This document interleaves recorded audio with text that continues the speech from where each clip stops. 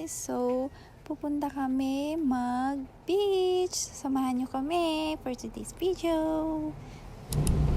So, ayan. Paalis na kami ng Jadi Nueva Vizcaya. Yeah, right. Hello, Santiago! So, ayun. Nagutom kami. Bumili kami ng tubig and buko.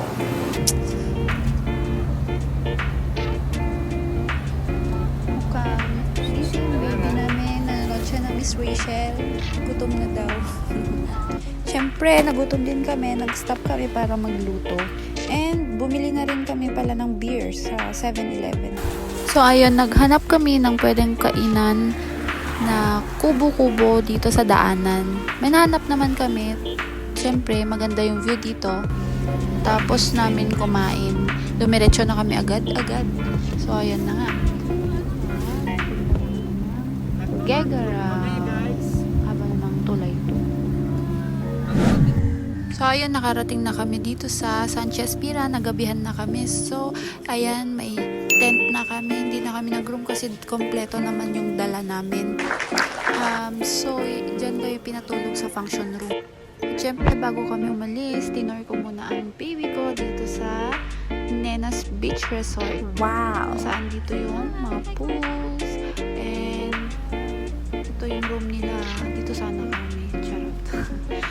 Yan, dyan po yung beach at mukhang malakas yung ulan kaya hindi na kami nakapagpunta sa beach dyan sa likod nila. Yan. Very accommodating sila dito. Yan yung pinakalikod niya. Lakas ng hangin. So, naisipan namin umalis na kasi may hinahabol kaming oras that time kasi pupunta pa kami ng Ilocos. So, lakas ng ulan. So, nag-stop muna kami. Here we are, Sanchez Mira.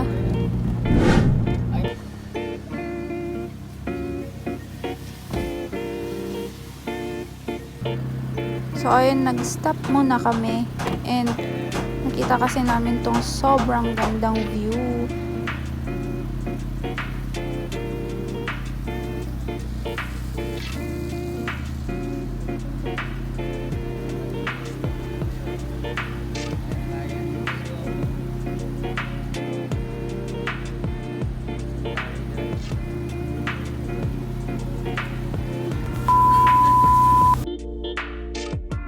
So, ayun, papunta na kami sa Ilocos Norte and malapit na kami sa Patapat Bridge.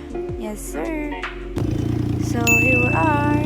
Welcome to Ilocos Norte. Sobrang ganda! So, ayun, nag-stop na rin kami dito sa may Patapat Bridge and yun, dito na rin kami kumain, nagluto. So, ayun, sa loob na kami kumain kasi umuulan that time. And after nan, pagkatapos namin kumain, alis na rin kami agad. Kasi hinahabol namin yung oras namin para makauwi ng Nueva Vizcaya. Gutom na gutom. Sobrang swerte ko naman. Nakakita kami ng rainbow malapit lang sa amin. Actually, hindi ito yung pinakamatingkad. Meron pa yung mas matingkad nung paalis na kami. And let's go to Windmill. Dumaan kami saglit dito kasi ito talaga gusto kong makita dito sa Ilocos Norte. So, ayan na nga. Sobrang laki pala nito. Nakakatakot pag malapit ka dun. Ayan. Nagdala pala kami ng Nagdala na pala kami ng beer namin para unwind ba. Sobrang ganda talaga dito. Sobra. So, ayun. Pagigising ng baby ko, binaba ko siya. And sabay tingin sa taas. Ayan. Bumagsak kasi nagulat siya sa windmill. Natakot siya. Ayan. Kakapit siya kay daddy niya kasi hindi niya nakinaya yung takot niya. Simula dyan, din na siya umalis. And sa akin din, kapit siya sobra. Kasi takot na takot talaga siya. Ayaw na tumingin.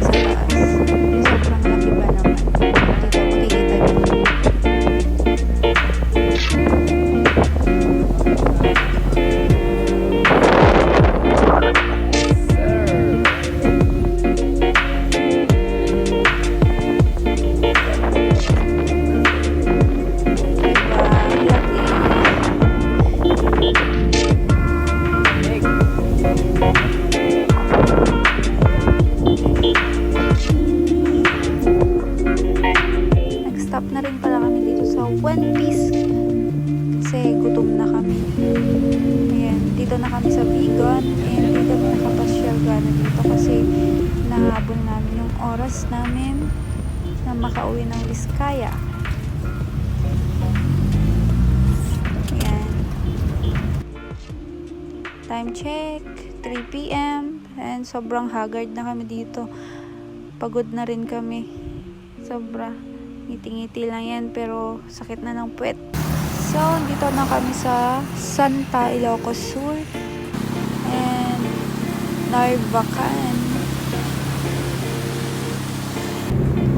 Santa Maria, and Candon City, Santa Lucia,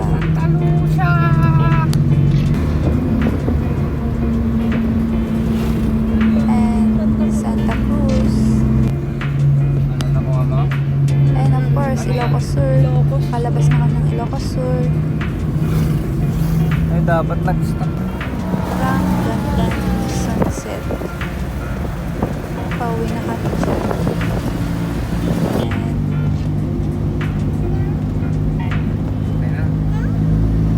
And time check, 5 p.m. Hello, baby. Gusto naming dumaan dito sa Robinson, La Union, kaso wala na kaming time. At syempre, nagugutom na rin kami, kaya naghanap kami ng kakainan. Yan, sobrang nagabihan na. Dito na kami nag-stop at dito na rin kami kumain. Namasyal na rin yung baby namin dito sa Christmas decor nila. Dito sa may fountain. So, nag-enjoy naman ang baby kahit saglitan lang.